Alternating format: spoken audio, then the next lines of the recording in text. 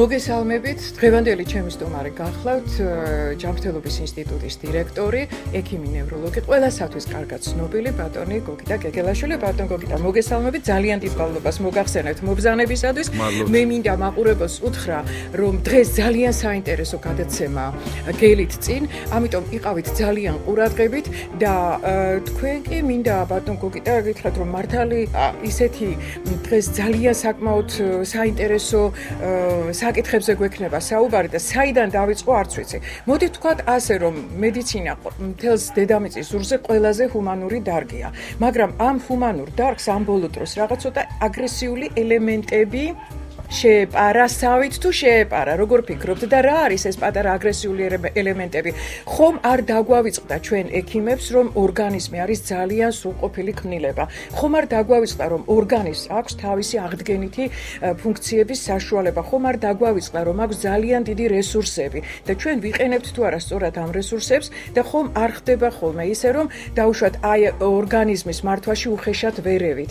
აი მოკლედ ამ თემებზე, ამ საკითხებზე მინდა დღეს ვისაუბრო და კიდევ ერთი მინდა გითხრათ, რომ თქვენ ჩემი თანამოაზრე ბრძანდებით, წამლებთან დაკავშირებით, ამიტომ მინდა რომ აუცილებლად შევეხოთ წამლებს, მათ მიზნობრივ გამოყენებას და ვისაუბროთ იმაზე, არამიზნობრივად გამოყენებულ წამლებს რა უარყოფითი გავლენა და შედეგები შეიძლება მოყვეს და როგორ შეიძლება ავნოს ადამიანის ჯანმრთელობას და ორგანიზმს. სამწუხაროდ უნდა დაგეთანხმოთ, გავდასმათ, ვინაიდან თვითონ თავისთავად ჯანმრთელობის დაცვას კომერციალიზაცია ზდევს თან და ეს კომერციალიზაცია არის არათანაბარი მიწოდება სერვისების და არამართლზომიერი სქემების მიწოდება ჩვენი პაციენტებისათვის. საერთოდ დასავლეთის ქვეყნები თავს იწონებენ იმით, რომ თუ რამდენი ადამიანი გამოდის ექიმის კაბინეტიდან რეცეპტის გარეშე და თქვენ წარმოიდგინეთ უკვე ისეთ დონეზე ავიდა პროფილაქტიკური მედიცინა, ანუ ჯანმრთელობის შენარჩუნებაზე ზრუნვა და პრევენცია, ავადმყოფობების პრევენცია, რომ ყველა განვითარებულ ქვეყანა თავს იწონებს, რომ აბსოლუტური უმრავლესობა პაციენტებისა, ხაზგასმით ვამბობ, აბსოლუტური უმრავლესობა, ანუ 50%-ზე მეტი გამოდის დანიშნულების გარეშე, მხოლოდ რეკომენდაციებით. რეკომენდაციები მოიცავს ცხოვრების სტილს, საკვებს, სასმელს და საპროფილაქტიკოდ, საპრევენციოდ გაკეთებულ ანალიზებს და არა წამლებს. ჩვენთან არის უკუღმა სამწუხაროდ და როდესაც ცოტა მაინც შემცირდება ეს ადამიანების რაოდენობა, რომლებიც რეცეპტით გამოდიან ხელში, ექიმის კაბინეტიდან ცოტა შვებით ალბათ უნდა ამოვისუნთქოთ. მაგრამ ერთია საერთოდ მედიკამენტის არსებობა დანიშნულებაში და მეორეა მისი რაოდენობა. აი აქაც სამწუხაროდ ტოლს არავის არ უდებთ. მე მინდა გითხრათ, რომ სოფლიოში არ მოიძებნება ქვეყანა და სრული პასუხისმგებლობით შემიძლია გითხრათ ეს, თქვენც ბევრი გიმოგზაურიათ დასავლეთში და აი ამდენი მედიკამენტი და ამდენი რაოდენობა მედიკამენტების ეს გაუგონარი ციფრებია, გაუგონარია და იმის გარდა რომ ორგანიზმებს, იმის გარდა რომ აღარებებს მოსახლეობას, იმის გარდა რომ უეფექტო მედიკამენტებით არის სავსე საფთიაქო დახლები და ყველგან რომ დაიწუნეს ესეთი მედიკამენტები მილიონობით დოლარის შემოდის საქართველოში და იყიდება სამწუხარო და ჩვენი დათვლით, ჩვენი პაციენტთა უსაფრთხოების ალიანსის დათვლით დაახლოებით 40 მილიონ დოლარზე მეტი რაოდენობის მედიკამენტი არის ის, რომელსაც არანაირი ეფექტი არ აქვს. და ხმარებიდან არის რომელიც არც ერთი თავმომწონე ექიმი არ ნიშნავს დასავლეთში და რომელიც უბრალოდ არის რაღაცა გარკვეული კვლევები და კვლევა არ ნიშნავს, რომ ყველა კვლევა არის სარწმუნო და მაღალ სარწმუნო მით უმეტეს და მტკიცებითი მით უმეტეს, რომელსაც გაუძლო შედარებებს ამ ბაზარზე გამოსვლის შემდეგ კვლევებს, ფარმაკოუსაფრთხოებას და ჩამოიწერა როგორც იტყვიან.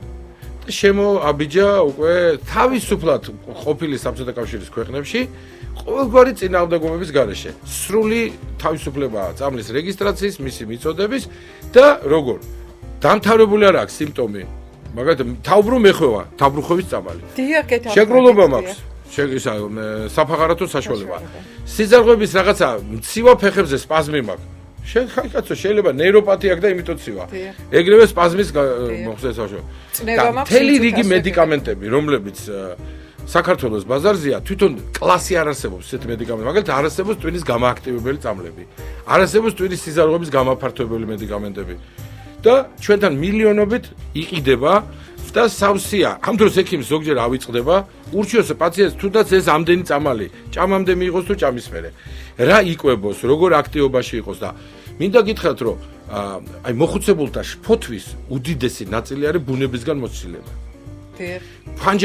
ფანჯარაზე ფარდის ჩამოფარება. შუქის უქონლობა განსაკუთრებით ზამთარში. ესე იგი, ლამის დატყვევებული არიან ეს, ახლა მესმის ძალიან კარგად მესმის. ბინადარ მოხუცის გაშვება ქუჩაში და ეზოში ზოგჯერ. მარტო, ნუ სახიფათოა ხშირ შემთხვევაში. ხშირ შემთხვევაში ზოგჯერ შესაძლებელია, რომ მოხუც პლედი მოაფარო და სავარძელი აივანზე გაუტანო და ბუნებასთან იყოს. იყოს ცოცხალ ობიექტებთან ახლოს იყოს. ამასაც კი ძალიან დიდი მნიშვნელობა აქვს. საკვების რიტუალს აქვს მნიშვნელობა და ძალიან დიდი მნიშვნელობა აქვს ალბათ კიდევ ბატონ გოგიტა დამეთანხმებით იმას, რომ ძალიან ბევრმა ექიმმა არ იცის, როდესაც პაციენტს უნიშნავს გარკვეულ მედიკამენტს, იმ მედიკამენტის მიღების დროს რომელი საკვები პროდუქტის მიღება არ შეიძლება. ძალიან ბევრმა ექიმმა არ იცის. თუ ეს ექიმმა არ იცის, ბუნებრივია საზოგადოებას არ ეცოდინება პაციენტს და ძალიან ხშირ შემთხვევაში ფატალურადაც კი დამთავრებულა. იცით, ერთი შეხედვით თითქოს საკვებია, თითქოს არაფერი წინააღმდეგობაში არ უნდა მოდიოდეს. მაგრამ აი მე მინდა გითხრათ, ეხლა გადაღებული ასე ვთქვათ, გრეიპფრუტის წვენი. გრეიპფრუტის წვენი. აი გრეიპფრუტის წვენის მიღება კატეგორიულად არ შეიძლება. სტატინებთან კატეგორიულად არ შეიძლება. ძალიან მარტივად რო უთხრათ ჩვენს მოსახლეობას, იმიტომ რომ ყველა არ არის მედიცინის მუშაკი და ყველა კარგად არ არის ჩახედული მედიცინაში, ამიტომ ძალიან მარტივად და ძალიან ისეთი უბრალო ენით მინდა გითხრათ, რომ აი წნევის წამლებთან არ შეიძლება გრეიპფრუტის წვენის მიღება. არ შეიძლება მოციმციმე არითმიის საწინააღმდეგო წამლებთან დალევა, სტატინებთან, ანუ ქოლესტერინის დამწევ პრეპარატებთან არ შეიძლება და ასე შემდეგ. ამიტომ ძალიან დიდი სიფრთხილით უნდა ვიყოთ და უნდა იცოდეს ყველა ექიმა, რომელი წამლის დროს რომელი საკვები პროდუქტის მიღება არ შეიძლება. ბატონ გოგიტა, აი თქვენ თუ აქცევთ ამას ყურადღებას, მე ვიცი რომ არაჩვეულებრივი კლინიკა გაქვთ გახსნილი, სადაც აბსოლუტურად სხვანაირი დამოკიდებულება და სხვანაირი მიდგომა არის, სხვანაირი პატრონაჟია პაციენტის მიმართ. ეს ძალიან დიდი იშვიათობა, მართალი გითხრათ, მოხარული ვარ, რომ არის ესეთი კლინიკა, სადაც შეიძლება პაციენტი მართლა თავიდან ბოლომდე ენდოს ექიმს მთელი თავისი არსებით, იმიტომ რომ დღესდღეობით არ არის დასამალი, რომ პაციენტები ცოტა არ იყოს ეჭვის თვალით უყურებენ ექიმის კომპეტენციას და ალბათ ისიც უნდა ვთქვათ, რომ მხოლოდ და მხოლოდ თეთრი ხალათი ცოდნის გარანტი ვერ იქნება და გარკვეული ცოდნა ადამიანებსაც უნდა გქონდეთ, რომ დაინახონ, იცით, თეთრი და შავი ერთმანეთისაგან განასხვავონ და მე მაინტერესებს, აი, როდესაც თქვენ რაღაც გარკვეულ თუნდაც ანტიდეპრესანტს, როდესაც ნიშნავთ, თუ მიგიქცევიათ ყურადღება იმისთვის, რომელი საკვები პროდუქტის მიღება არ შეიძლება, ან ეპილეფსიის საწინააღმდეგო წამლების დროს რომელი საკვების მიღება არის თქვენთან ასეთი დამოკიდებულება? რა თქმა უნდა, ჩვენთან გარდა ამისა გვაქვს ჯერთი საიტზე გვაქვს ესეთი ინფორმაცია, უბეჭდებთ პაციენტებს ამას, თუ მას აქვს სურვილი თვითონ ინტერნეტში წაიკითხოს ამის შესახებ, ურჩევთ ამ დიეტებზე, ჩვენთან საკმაოდ დიდი სამუშაო გვიწევს, აი რომელი დაავადება იყო თავის ტკივილი, შაკიკი მაგალითად, რომელსაც ჭირდება გარკვეული დიეტური პროდუქტების ნუსხა, ეს შედგენილი გვაქვს, არის საიტზე, ტკივილის მართვა, არის ესეთი საიტი და იმ საიტზე შეიძლება ნახოს ყველა ის წამომწყები ფაქტორები, მათ შორის საკვები, არასაკვები და კლიმატური და გარემო ფაქტორების, რომელიც ხელს უწყობს შაკიკის შეტევის ჩამოყალიბებას. ასევე არის ხოლმე ძალიან ესეთი საგონებელშიც ვარდებით ხოლმე, მაგალითად, თუ წარია ათეროსკლეროზის საწინააღმდეგო დაუშვათ დიეტა, შაქრიანი დიაბეტი და აღმოჩნდება და ესეთ პაციენტებს ხშირად უზომავთ ჩარგჯავას, რომელიც რატომაც არ არის აქტუალური საქართველოში, არა და ნიტრისის ქარი, ეს არის, იქ არის ძალიან რთული საკვები რეჟიმებია შესადგენი და ძალიან ბევრი დრო იხარჯება ზუსტად არა დიაგნოზის დასმაზე, იმდენად, როგორც პაციენტის დარწმუნებაზე. სხვაჩვენად ჩვენ სამახსოვრო გვაქვს ესეთი გამოცემული პატარა წიგნი, სადაც გვიწერია, სანამ ყველა შეკითხვაზე ექიმი არ გიპასუხებთ, არ უნდა დატოვოთ ექიმის კაბინეტი. ზოგჯერ ეს სავალალოდ მოქმედებს ექიმის დროზე, მაგრამ რა აზრი აქვს მაშინ კონსულტაციის გაწევას, თუ შენი ნათქვამი და შენი ცოდნა ვერ მიივიდა რეალურ ქმედებამდე. ვინაიდან, როდესაც შეისწავლეს დანიშნულების მერე რა ხდება, ძალიან მაღალი პროცენტი აღმოჩნდა შეუსრულებლობის, რეკომენდაციათა შეუსრულებლობის. და არსებობს შეუსრულებლობის რისკები. შეუსრულებლობის რისკი არის ენობრივი ბარიერი, ასაკი, როგორც პატარა ასაკი, ისე დაუშვათ, უცხო სიტყვებით საუბარი, გაურკვეველი ხელით დაწერა. რაც ხშირად ხდება ხოლმე ძალიან. ბატონო გოგიტა, დამეთანხმებით ალბათ დღეს მოიმატა იმ ადამიანების რიცხვმა, ვინც ანტიდეპრესანტებს იღებს. არის თუ არა ბუნებაში ისეთი საშუალება, რომელმაც შეიძლება ანტიდეპრესანტები ჩაანაცვლოს, ბუნებრივი საშუალებები, ბატონო გოგიტა და არის თუ არა მართლა ყველა შემთხვევაში ანტიდეპრესანტი დასანიშნი. ეს ხომ არ არის რაღაც ხასიათის შტრიხი. სწორად აქვთ დანიშნული ეს ანტიდეპრესანტი. შეიძლება თუ არა ამას აი ამ ანტიდეპრესანტების გარეშე უფრო მსუბუქად, უფრო დაზოგვითი თერაპია რომ ვაწარმოოთ. საქმე იმაში გახლავთ, რომ ჩვენ ნევროლოგებს ანტიდეპრესანტების გარეშე ცხოვრება არ შეგვიძლია, მაგრამ ამას როგორც ქალბატონმა ასფათმა ბრძანა, როგორც თქვენ ბრძანეთ, აქვს უზარმაზარი სიფრთხილე არის საჭირო. მაგრამ რა ხდება? ის დოზები, რომლებიც წერია ლიტერატურაში, ისე არ უნდა ვიხმაროთ. იქ იმისათვის, რომ ქაღალდის ეკონომია მოხდეს, ან იქ წერია სამიზნე დოზები, ქალბატონო ასფათ. და სამიზნე დოზებით ნებისმიერი ანტიდეპრესანტის განიშმა იწვევს პაციენტის უკმაყოფილებას, დაცემის რისკის გაზრდას, გაბრუებას და უამრავ რაღაც პრობლემას. და შესაბამისად ჩვენ გვიწევს იმ ტაბლეტის ისეთ დოზამდე დაყვანა და ისეთი დაჭრა ამ ტაბლეტის, რომელიც ზოგჯერ დამხმარის გარეშე შეუძლებელია, მაგალითად მერვედი, მეექვსედი მეოთხეზე ლაპარაკი არ მეოთხეზე ხშირად არის ხოლმე ჩვენი რეკომენდაცია. და შემდეგ ანუ სამიზნე დოზამდე ზევიდან ჩამოსვლა კი არა, რომ აწყენს პაციენტს და მე მაშინ დაუკელი დოზა, არამედ ქვევიდან ასვლა. თუ გინდა დაუშვათ სანტიაგოში შეხვიდე როგორც რაინდმა და ახალგაზრდამ ჭაბუკმა დაიწყე სანტიაგომდე სვლა როგორც მოხუცმა. ანუ ნელა წადი, არ იჩქარო, თუ იმიტომ შვაგზაში უკვე შენ აღმოხდება და ეს დაუშვათ პირდაპირ არის ფარმაკოთერაპიული რეკომენდაცია. სამწუხაროდ პაციენტებიც შედავენ, იმიტომ რომ ყველაფერი სწრაფად უნდა, უცბად უნდა და ეს იწევს კიდე შეცდომაში შეყვანას.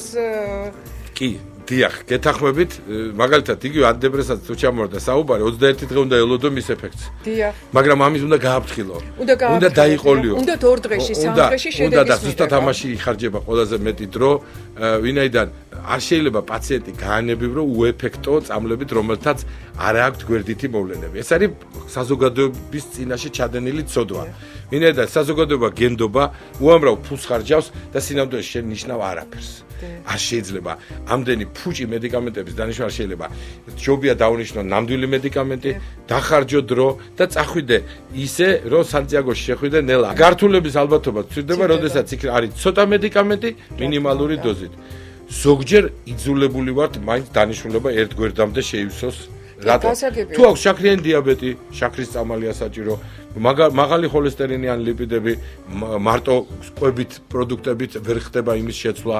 არის არითმია, დაუშვათ, არის მაღალი წნევა, ერთი წამალიც არ ყოფნის ზოგჯერ და კიდე რაღაცა დაუმატო. მაგრამ თუ პაციენტი მოვიდა უკვე აი ამ აწყობილი დანიშნულებით, რომელშიც ყველაფერი გათვალისწინებულია და ნევროლოგთან მოვიდა, მე რა მოხდა, რომ არაფერი არ დაუმატო. თუ აქ გულსიზრდათა რისკია, არ აქვს დეპრესია, არ არის რაიმე დაუშვათ, უძილობაც ისეთი აქვს, რომ დღეძინავს დაუშვათ თოლემს და ღამე მერე აღარ ჭირდება ამდენი ძილი და ცოტა დილას ადრე ღვიძება, უნდა აუხსნათ, რომ 6 საათზე გაღვიძება, ეს არ არის უძილობა. ზოგჯერ სულია განმარტება იმისა, ვემე 6 საათზე დაჭყეტილი მაქვს ექიმო თვალები დამინიშნე წამოწ. ძალიან კარგი. ეს არის ფიზიოლოგიური ძილისა და ღვიძლის სწორედ ფიზიოლოგიური მდგომარეობა, როდესაც მზის ამოსვლას უნდა დაასწრო. ეს წესია და რიგია და რატომ ხო ზოგიერთ ბატონო გოგიტა, ეხლა რადგან ჩვენი გადაცემა არის როგორც შემეცნებითი, ასევე გასართობი, მე არ შემიძლია ჩვენ მაყურებელს ცოტა ესეთ მხიარულ ტალღაზე არ გადავიყვანო. ჩემთან როდესაც მოდიან ხოლმე პაციენტები, ახალგაზრდა გოგონები მოდიან და მე თავი მგონია უფრო ახალგაზრდა ვიდრე ისინი. ისეთი დაღლილები მოდიან, რაღაც გამოუძინებლები, აპათიურები არიან. სიცოცხლის ნიშანწყალი არ აქვს და ვეკითხები რატო ხართ ესეთები. ნუ რა ვქნათ, ეხლა ძალიან გვიან ვიძინებთ, ეს გვიანძილი რომელი არის, ეს გვიან დაძინება არის ღამის 3-4 საათი და რა ხდება ამ დროს? მაინტერესებს რა ხდება ამისთანა რომ 3-4 საათამდე აუძილობა ჭირთ და ვერ იძინებენ? არა, კომპიუტერში არიან. დავფეხიანად შესულები. და ვეუბნები რომ თქვენ უნდა დაიძინოთ გეგელაშვილის დროით და ეს რა დრო არის? მე ვეკითხები რომ თქვენ იცნობთ ბატონ გოგიტა გეგელაშვილს? კი, ბატონ გოგიტა გეგელაშვილს ვიცნობ და აბა მაშინ გეგელაშვილის დრო რატომ არ იცით? რას ნიშნავს ეს გეგელაშვილის დრო? ეს ნიშნავს რომ დღეს უნდა დაიძინოთ და ხვალ უნდა გაიღვიწოთ. ანუ დღეს თუ არის დაუშვათ 1 მაისი, უნდა 1 მაისს დაიძინოთ, ანუ 12 საათამდე და უნდა გაიღვიწოთ 2 მაისს და თუ ეს იქნება 6 საათი, ჩათვალეთ რომ თქვენ აბსოლუტურად სწორად, თქვენი ორგანიზმი სწორად არის მართული და არის სიცოცხლით სავსე, ენერგიულია და უნდა გიხაროდეთ და მზის ამოსვლას აუცილებლად უნდა დახვდეს ჯანმრთელი ადამიანი და ჯანმრთელობასთან დაკავშირებით კიდევ ამ ბოლო პერიოდში შეიცვალა რაღაც მოსაზრებები, ხო? ჯანმრთელი ადამიანი მარტო ის არ არის, ვისაც არაფერი არ აწუხებს. ჯანმრთელი ხარ მაშინ, თუ ხარ შენ სიცოცხლით სავსე, თუ შენი ფსიქოემოციური ფონი არის გაწონასწორებული, თუ შენი ნერვიული სისტემა არის სტაბილური, თუ შენ ხარ ენერგიული, თუ შენ გარემო სამყაროსთან და საზოგადოებასთან კონფლიქტში არ ხარ და ძალიან ჰარმონიულად გრძნობ თავს. და ვფიქრობ, რომ ეს ყველაფერი თქვენი კომპეტენციაა, ხო? დიდი მადლობა ესეთი ქათინაურებისთვის, მართლაც ბევრჯერ მიხუმრია, დღეს უნდა დაიძინოთ და არა ხვალ და ეხლა, როდესაც ჩვენ ვაკეთებთ ანალიზს, რატო იძინებენ გვიან ადამიანები? ძირითადად ეს არ არის ეგრეთ წოდებული ბუ ტიპი, ანუ ბუს ტიპი და არ არის იქ ტოროლა დაუშვათ, რომელიც, ანუ ჭოტი და ბუ, რომელიც ღამის ფრინველები არიან და გვიან იძინებენ. არ შეიძლება ამდენი გადახრა არსებობდეს ბუნებაში. შეუძლებელია რომ ამდენი მთელი ახალგაზრდობა იძინებდეს ხვალ.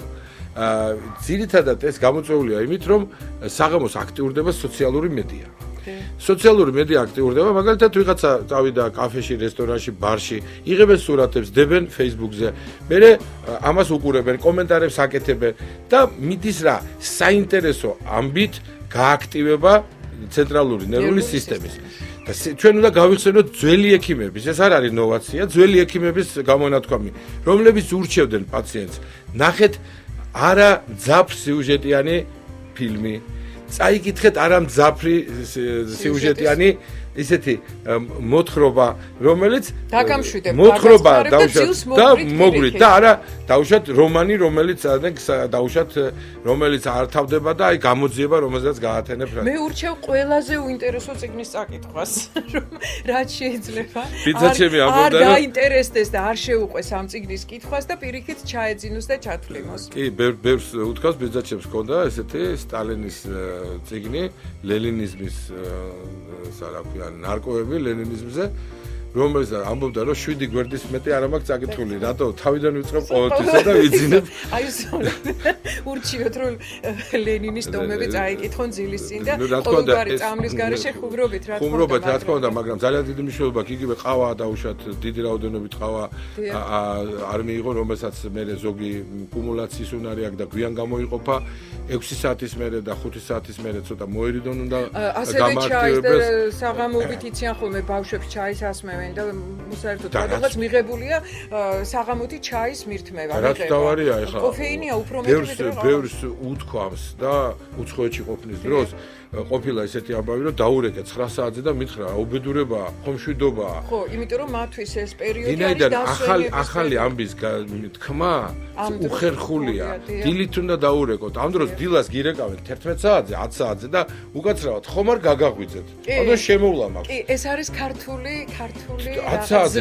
მე ისე გაიკვირვებე ხოლმე ხანდახან რომ ჩაის და ყავას ისე გახდა აუცილებლად რომ უნდა ვახშამს დააყოლო აუცილებლად ჩაი ან ყავა და გაგვიდა რომელი გნებავთ რომ იმას კი არ გეკითხებს საერთოდ გინდა თუ არა რომელი ამას ეუბნები უკოფეინო გააქვთ დაუშვათ როცა თავი მოიტყუა ადამიანმა და ასად უკოფეინო მის შემოთავაზება არა გვაქვს და ძალიან კაი რესტორნებშიც მაგალითად უთქვამთ რომ არა გვაქვს და ყველაზე კარგი საშუალება არის სადილს ვახშამს დააყოლო მდუღარე წყალი თუნდაც ერთი ნაჭერი ლიმონით არაჩვეულებრივი საშუალება რომელიც ეხმარება ორგანის გაწმენდაში ბატონ გოგიტა თქვენ თუ ხმარობთ ხოლმე შარდმდენებს შარდმდენებს ეხლა მე მინდა გითხრათ რომ გაჩინა რა კონტექსტში განვიხილავთ აი შარდმდენებს მაგალითად თუ ვიტყვით ტვინის შერყევას რომელსაც საერთოდ არაფერში არ ჭირდება შარდმდენები და ძალიან ხშირად ნიშნავენ არასდროს არ ნიშნავ შარდმდენს თქვენ არასდროს არ ნიშნავ შარდმდენს იმიტომ რომ არავითარი კავშირი ტვინის შერყევასთან და შარდმდენს ერთმანეთთან არ აქვს და 21 დღე წოლას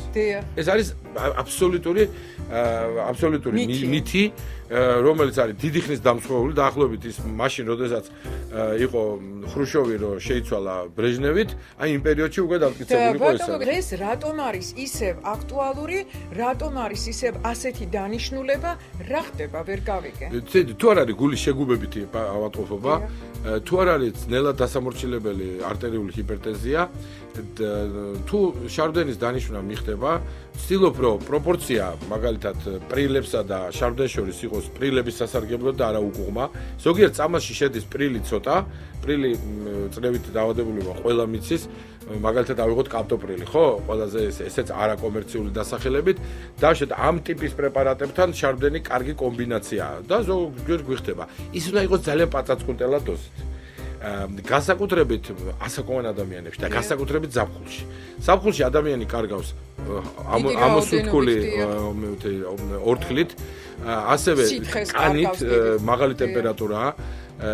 წყალს რატომღაც წყალი არ უყვართ საქართველოში? მართალია განებივრებული ვარ წყლის ქვეყანაა, მაგრამ როდესაც ვეუბნები 2-3 ლიტრი წყალი უნდა დალიოთ დღეში სუფთა წყალი და არანაირი კოლები და არანაირი დავუშვათ ქიმიურ საშუალებებზე და დამზადებული ეს ფერადი დავუშვათ გამაგრილებელი ვითომ და წყლები და რას აგრილებს არ ვიცი მე მაგალითად მაწყურებს ეს ტკბილი წყლები და მამანი ამბობენ რომ ეს იმისთვის კი არა შექმნილი შენ დაწყრულდე შენ ცოტა ხანი დაწყრულდე და მე ისე მოგენატროს ის სასმელი უნდა სუფთა წყალი მაგრამ ამ წყალსაც მიღება უნდა ხა შუა საკვების მიღების დროს არ არის ეს წყალი მანდამაც მიზანშეწონილი გარკვეული იმიტომ რომ კუჭის წვენს მონელებას აუარესებს და საბოლოო ჯამში უნდა მიიღოს დაუშვათ რაც მაღალია ტემპერატურა გინდა სხეულის და გინდა სხეულის გარეთ თუ გაციებული ადამიანი უნდა მიიღოს განსაკუთრებით დიდი რაოდენობა.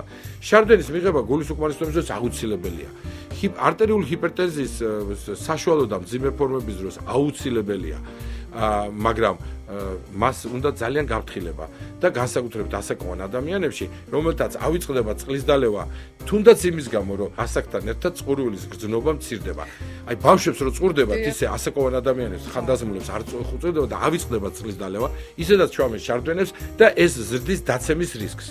და შესაბამისად, არაფერი ისე ცუდი არ არის მოხუცებულისთვის, როგორც დაცემა. და ადრეულ სიბერეს, ანუ უჯრედის გტომას იწვევს და მე დღეს ახლა აქ ჩვენ მაყურებელს ალბათ მოეწონა ჩვენი თაიგული, რომელიც ჩემს ეზოში მოვკრიფე, ეს არის ბუნებრივი საშუალება, სამკურნალო საშუალება არის. მეტყვილად არ დამიდრია ეს თაიგული აქ, ამას აქვს თავისი სამკურნალო დანიშნულება. მე იმიტომ შეგეკითხეთ თქვენ შარდმდენებთან დაკავშირებით, რომ თითოეულ მათგანს აქვს შარდმდენის ეფექტი. ისეთი შარდმდენის ეფექტი აქვს, როდესაც კალიუმი ორგანიზმიდან არ გამოირეცხება, აბსოლუტურად არ ეხება არც კალიუმს, არც კალციუმს, ელექტროლიტურ ბალანსს ნაკლებად არღვევს. არღვევს პირიქით გეტყვით და ასევე ამავე დროს ეს ნაკრები არის ანტიდეპრესანტი სუბუქი დეპრესიის დროს დავუშვათ ან პროფილაქტიკისთვის როგორც ჩვენ ვთქვით ახლა რომ პროფილაქტიკა დღესდღეობით და პრევენცია არ მუშაობს ჩვენს ქვეყანაში, იმიტომ რომ არ არის შესაბამისი ცოდნა და თუ ადამიანებს ეცოდინებათ როგორ დაიცვან თავი მოსალოდნელი დაავადებებისაგან, ძალიან ისეთი ბუნებრივი, უვნებელი საშუალებებით, ყველაფერს დავიდრობ დავანებოთ ბუნებაში, რაც კი ჩვენს გარშემოა, ყველაფერს აქვს სამკურნალო დანიშნულება. ეხლა როგორ უნდა მივიღოთ როდესაც აი ამ ვარდს ასე მოვწყვიტავთ აქედან, ძირები უნდა წავაჭრათ, მხოლოდ ჟასმინი უნდა დაუმატოთ და უნდა დაუმატოთ ასევე აი ეს არის როზმარინი. ესეც არის ანტიდეპრესანტი და არის შარდმდენი, ვარდიც და ჟასმინიც ორივე არის ანტიდეპრესანტი და ჟასმინი. ეხლა არის მარწყვის სეზონი და არავითარ შემთხვევაში არც ერთი სეზონი არ უნდა გაუშვათ ისე, რომ მათი სამკურნალო თვისებები არ გამოვიყენოთ. თქვენ წარმოიდგინეთ, რომ უკვე მოილია ციტრუსი, აღარ ვარგა არც ერთი ციტრუსი, ლიმონიც უკვე დაგვემშვიდობა და ახალი ლიმონი ჯერ არ შემოსულა და მარწყვი არის 50% C ვიტამინი. და თქვენ წარმოიდგინეთ, ახლა ბუნება მთელი წლის განმავლობაში არც ერთ სეზონს არ ტოვებს, აი იმ აუცილებელი ჩვენი ორგანიზმისათვის საჭირო მინერალების, ფერმენტების, ვიტამინების გარეშე უბრალოდ ადამიანებს არ აქვთ ამის შესაბამისი ცოდნა, რომ სწორად გამოიყენონ. სწორად აი ეს ნაკრები შეგვიძლია ჩაის სახით, ამაში დაუმატოთ მარწყვი თავისი ყუნწებიანად, ერთი უნდა წამოდუღდეს, გამოვრთოთ, არ უნდა ხარშვა, წამოდუღებისთანავე უნდა გამოვრთოთ, ჩავაგრილოთ, გადავწუროთ, ყოველგვარი შაქრის გარეშე, მივიღოთ დღის განმავლობაში.